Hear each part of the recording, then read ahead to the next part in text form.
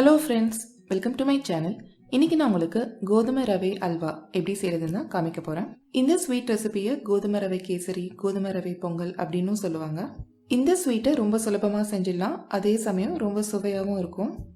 இப்போ இந்த ஸ்வீட் செய்யறதுக்கு முதல்ல ஸ்டவ் ஆன் பண்ணி ஒரு பேன் சூடு பண்ணிக்கோங்க. பேன் நல்லா காஞ்சதும் இதில் இப்போ 1 டேபிள் ஸ்பூன் அளவுக்கு நெய் சேர்த்துக்கலாம். நெய் உருகுனதும் இதில் இப்போ கொஞ்சமாக முந்திரி பருப்பை சேர்த்து வதக்கிக்கலாம். முந்திரி பருப்பு ஓரளவுக்கு வறுபட்டதும் இதில் இப்போ கொஞ்சமாக உலர்ந்த திராட்சையை சேர்த்து வதக்கிக்கலாம். முந்திரி திராட்சை நல்லா வறுபட்டதும் தனியாக ஒரு கிண்ணத்தில் எடுத்து வச்சுக்கலாம். இப்போ அதே பேனில் 1/2 கப் அளவுக்கு கோதுமை ரவை சேர்த்துக்கலாம். கோதுமை ரவை சேர்த்து மிதமான சூட்டில் லேசாக நிறம் மாற வரைக்கும் வதக்கிக்கலாம். இதுக்கு கிட்டத்தட்ட 3 நிமிஷம் ஆகும்.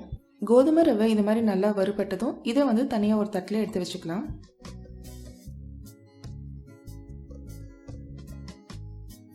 இப்போ அடுத்ததாக ஒரு பாத்திரத்தில் 1/2 கப் அளவுக்கு தண்ணி சேர்த்துக்கோங்க.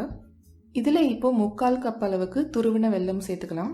நம்ம சேர்த்துருக்கிற வெல்லம் இந்த மாதிரி நல்லா கரைஞ்சி ஒரு கொதி வர ஆரம்பிச்சதும் நம்ம ஸ்டவ் ஆஃப் பண்ணிடலாம்.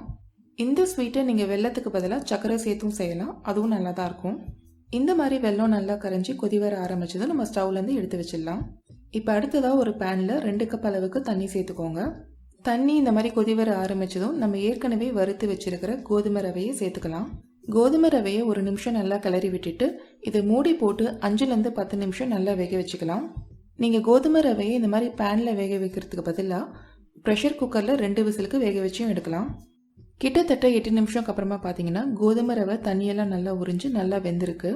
இந்த ஸ்டேஜில் நம்ம கரைச்சி வச்சிருக்கிற வெல்லத்தை வடிகட்டி சேர்த்துக்கலாம். வெல்லம் சேர்த்து ஒரு தடவை நல்லா கிளறி விட்டுட்டு இதை மூடி போட்டு மிதமான சூட்டில் 5 நிமிஷத்துக்கு வேக வச்சுக்கலாம். 5 நிமிஷம்க்கு அப்புறமா பார்த்தீங்கன்னா நம்மளோட அல்வா கிட்டத்தட்ட தயாராகிடுச்சு. இதில் இப்போ 1/4 டேபிள் ஸ்பூன் அளவுக்கு ஏலக்காய் தூள், நம்ம ஏற்கனவே வறுத்து வச்சிருக்கிற முந்திரி திராட்சை, அதுக்கப்புறமா கடைசியாக 3/4 டேபிள் ஸ்பூன் அளவுக்கு நெய் சேர்த்துக்கலாம். இப்போ இது எல்லாத்தையுமே ஒரு தடவை நல்லா கிளறி விட்டுட்டு நம்ம ஸ்டவ் ஆஃப் பண்ணிடலாம்.